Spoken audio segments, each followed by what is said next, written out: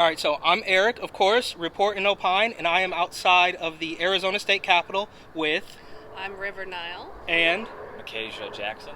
thank you so much for talking to us today. Thanks for Thank being you. here with us, Oh, yeah. Micajah. Thank you. So recently you posted a video of yourself talking to a man named Luke Robinson, and that's kind of what I really want to get a little bit more insight on. But before we get there, if you're able to, can you tell us a little bit of the backstory? Like, so you were at the Capitol that day.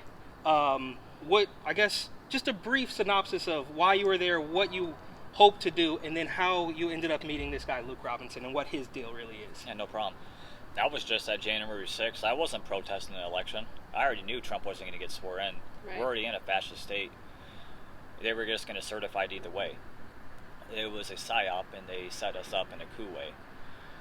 But I was pretty much there just to document the day, interview people, observe everything, take photos, and look for propaganda. I saw all kinds of socialist propaganda all over D.C. that day. They even had photos of Putin all over the city, which didn't make any sense, but they had the new Green Deal signs everywhere and just socialist propaganda. So take us up to when you got a knock at the door, and then when you met this guy, Luke. Well, running, I'm the founder and the host of the JFK Report, so I uploaded my content. And that day, I was uploading live reels or live stories, and I was getting hundreds of views. Then I uploaded to Snapchat. 3 of my videos had over 2 million views. Wow. Okay. Just of that day. Okay. So they got enough reports in from Facebook and Instagram to come check me out.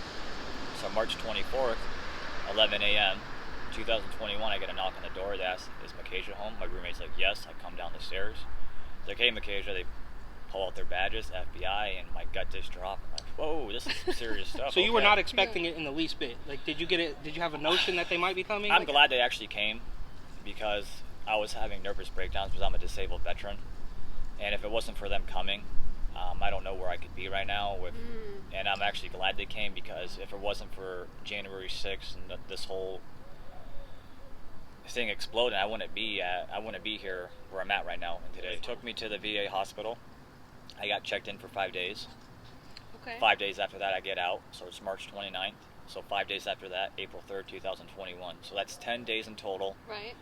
From March 24th, April 3rd. Right. I get invited by a local activist here in Phoenix, Anti-Maskers Club, Ethan Smith. I don't know if you guys have seen his work, or he goes around maskless shopping. And I decided to record and document the event and observe it and see what happens and what he does. Well, that was the first time I met Luke Robinson. You can actually find the video on my Instagram that I co-run, Conservative Embassy, where that's the first time I met Luke Robinson. And at that time, I had no idea he was at January 6th. You didn't know who he was. I didn't even know who he was. He never talked about January 6th. He never probed me about January 6th. I would just talk about it. Yeah. And then, so when did you find out who he was then? I didn't find out, so... You met him that day, not knowing it was just some guy you met, and then later... Is today, what's today's date, the 19th? Today's the 22nd. This is 1992. It's January 22nd. I didn't find out until January 2nd of 2022, 3 days before my 26th birthday. Oh. So the biggest reason I went to Washington, D.C. is I went for my 25th birthday. I drove there January 5th. But yeah, so that's the biggest reason I went. It was for my birthday. From April 3rd until my initial arrest on May 18th, and between those months, well, that month and a half, I went around with Ethan and Luke Robinson, recording and documenting, doing their activist work. I actually have footage of him megaphoning all over downtown Phoenix. He's been seen disrupting school boards over the summer. This guy does a lot of activist work, and he used to run a Instagram account called the Anti-Vaxxer, but it's no longer to be seen. And his last Instagram post was November 8th, 2019. He went to Europe. He went to 6 different countries in the matter of 3 months. It's still, to this day, his last post on Luke Robinson 1776, his private Instagram. So his last post was November 8th, 2019. Yes. And he was off traveling somewhere.